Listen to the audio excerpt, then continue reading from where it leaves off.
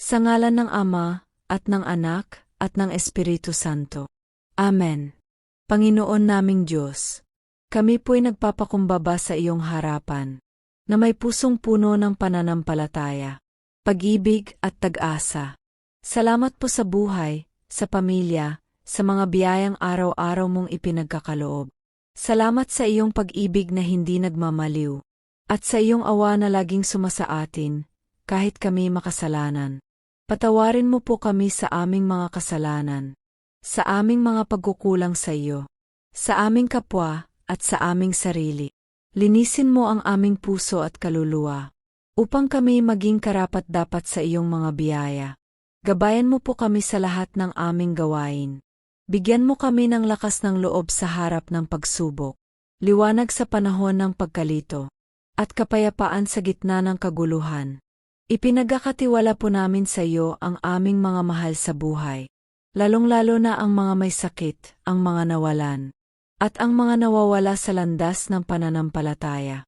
Sa pamamagitan ni Jesucristong aming Panginoon, kasama ng Espiritu Santo, at sa panalangin ng mahal na Birheng Maria, tanggapin mo po ang aming panalangin ito.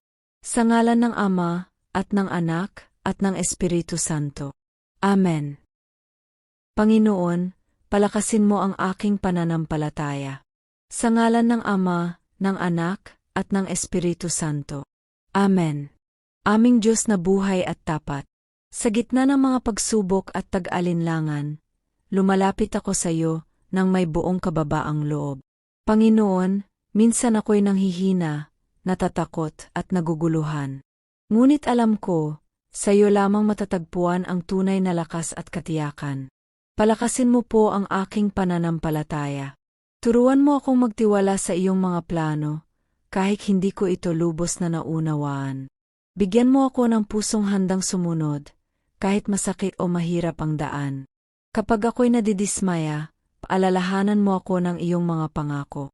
Kapag ako'y natatakot, yakapin mo ako ng iyong kapayapaan. Huwag mong hayaang bumitaw ako sa iyo, O Diyos, hawakan mo ako sa bawat hakbang.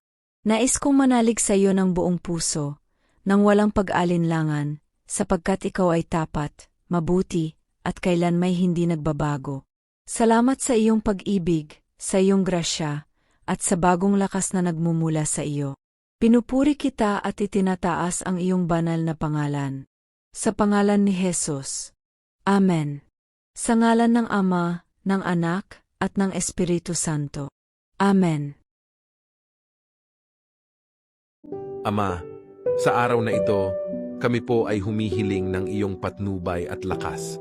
Tulungan mo po kaming maging mas mabuting tao na nagmamahal at naglilingkod sa iyo at sa aming kapwa. Amen.